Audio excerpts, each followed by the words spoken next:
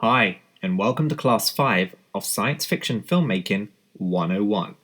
In this class, I'm going to talk about how I collaborated with the first AD, as well as my cinematographer, when making my movies. I usually find that I spend most of my production time on set with the first AD and the cinematographer, which actually makes them my closest collaborators on the set to ensure we make our day and get everything on that shot list. I always try to engage with the cinematographer as early as possible in the production. I do this by presenting a lookbook which depicts the tone and cinematic language I want to achieve in the film.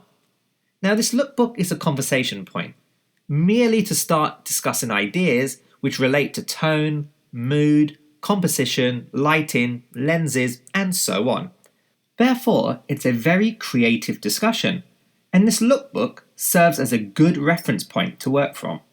The other thing which crops up in the conversation with the cinematographer is the choice of camera to use. For the Beyond, we were shooting multiple locations in a very documentary and guerrilla style, so we needed a camera that was light and small enough to move fast whilst also able to use the cinematic lenses we wanted. So therefore we used the Blackmagic series of cameras. But for Origin Unknown, it was all set in one interior location of a set build. So our priority was about the composition of the actor within the environment and the actor's skin tones, which influenced how the cinematographer wanted to light it. So therefore, we went with the Arri Alexa camera. Now, this is not about which camera is better. This is merely a choice about what the cinematographer feels comfortable with in achieving the creative vision of the film. The first AD helps control the flow of communication to all the departments on the set. This gave me as the director the space and time to focus on the creative things with the creative team and the actors in making this film. During prep, the big conversation I have with the first AD is always about the schedule, and most of the time we're discussing the best ways to make our day. Sometimes the discussion is about grouping shots together in blocks in order to shoot more efficiently with the schedule. The first AD is also the person who will constantly check in the time, and in the worst case scenario, may ask you to make a decision on which shots you are prepared to lose, or encourage you to rethink the way things are going to be shot in order of priority, so that you make your time.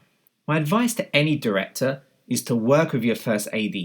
The thing to remember is the first AD is constantly reminding you about timekeeping because he or she cares about the vision and wants to ensure you're maximizing every second of the shoot day. So one of the things I always do on all of my projects is I always ask the first AD and the cinematographer to come in with me an hour early each morning, where I basically walk through all the setups I plan to do for the day. That way, any discussion to do with compromises or any concerns can be sorted before the crew and cast arrive, and that's when your shoot clock starts ticking. As a director, I cannot live without the shot list. I actually find it very important to create and have with me each day.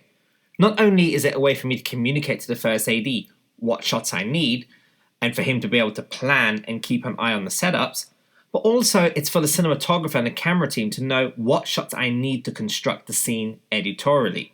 Trust me, without a shot list of any kind, you're going to kick yourself later in the edit when you don't have the coverage to create that scene to tell the story. I'm one of those directors who don't sit or work from a digital village. I actually love being on my feet and being as close to my cinematographer and camera team whenever we're shooting. It's mainly so that I can direct without cutting or resetting the scene. So that means I keep rolling and I just keep coming up with as much direction as I can within the time frame given to the shot to get the best out of my camera team and the actors that way. I usually have a monitor in my hand to accommodate this so that I can keep following the camera team on the move. For the exterior scenes of the Beyond, we didn't have wireless monitors for me to look at. So we used the monitor attached to the camera. This actually enabled me to work closely with the camera operators to get as much variety in the shots as I needed. Since there was no need to reset, I can just keep directing him on the fly, and sound wasn't an issue since it was all exterior action stuff.